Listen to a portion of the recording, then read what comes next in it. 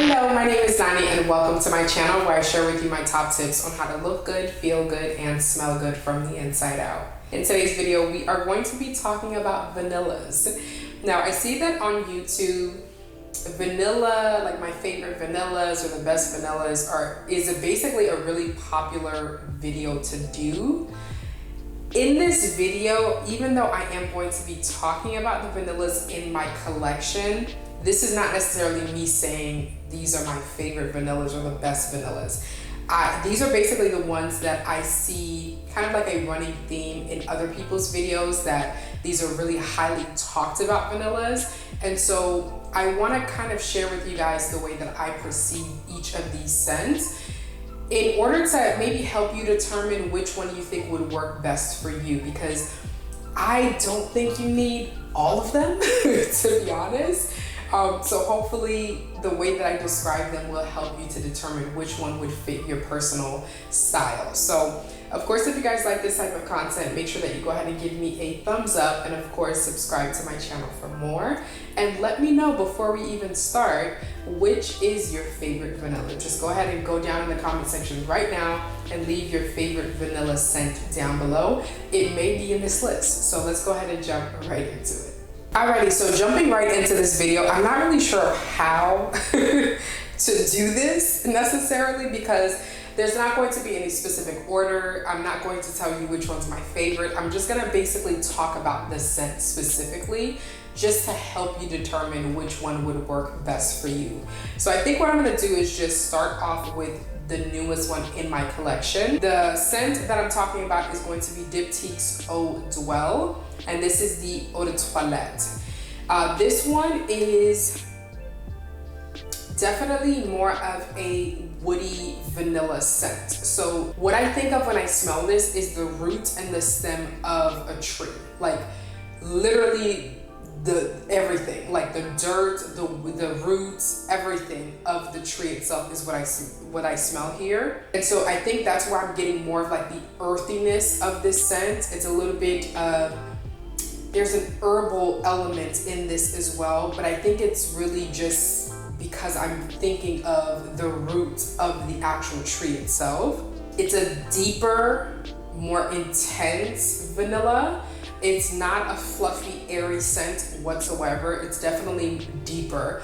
In the opening, it is a bit sharp. If you're not really into woody scents, you might find this to be a bit off-putting and a little bit sharp in the opening. And it's because you pretty much get punched in the face with the woody tones. Like the woody earthiness that I'm mentioning to you, that punches you in the face as soon as you spray this fragrance.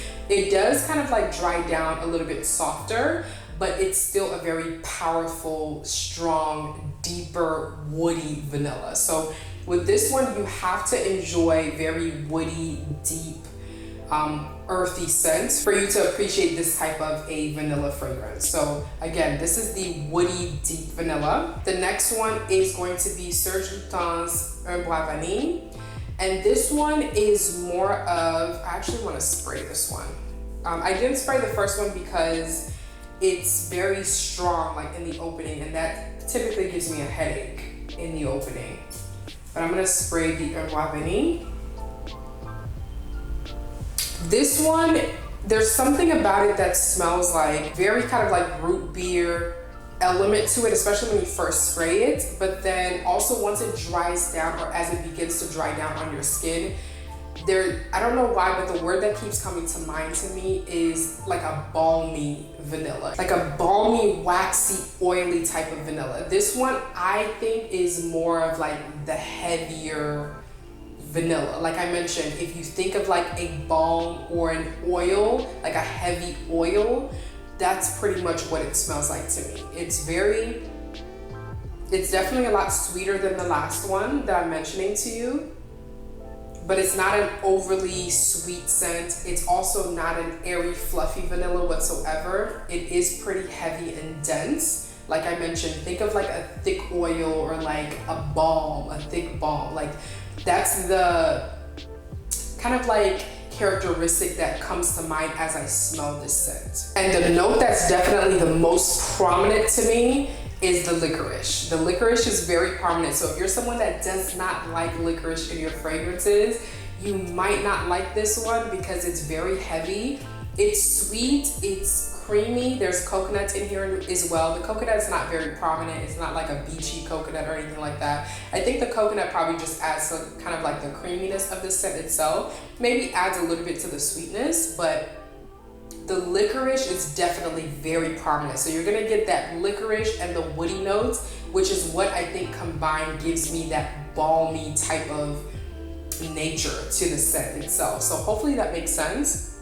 But this one is definitely heavier, more denser, still a very deep vanilla as well. So that's gonna be the deep, balmy vanilla. The next scent I wanna mention is going to be the Van Cleef & Arpels Orchid Vanille.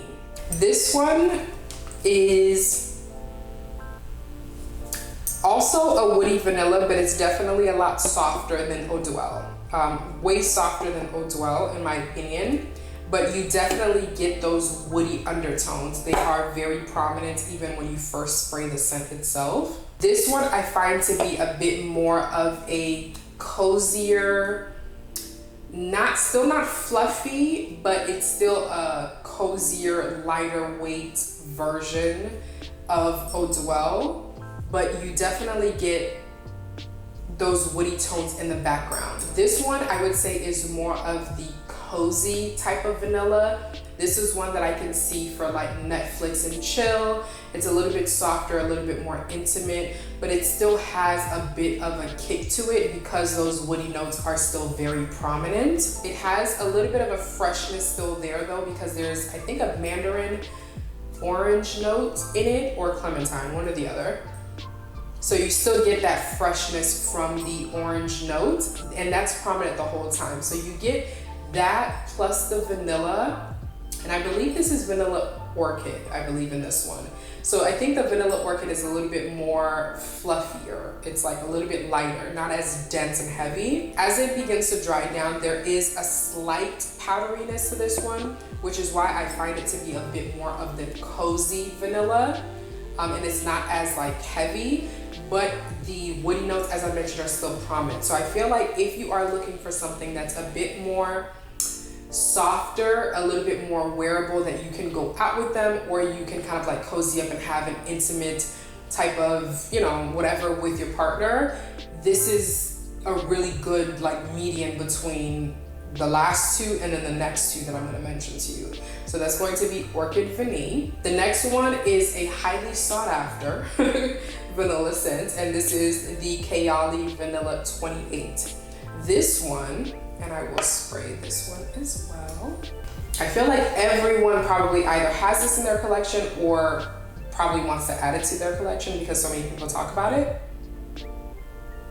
This one is Vanilla Orchid, Brown Sugar, and Tonka Bean. This one is, I would say, a bit light, like it gets lighter. It's almost like this is sweeter than Orchid Vanille, and yeah, this is sweeter than Orchid Vanille, but it's also lighter at the same time, which I find it to be an oxymoron, but there's something about this that still feels very much more like an airy, almost aromatic type of vanilla scent. When I smell this one, I think of if you're making cinnamon rolls.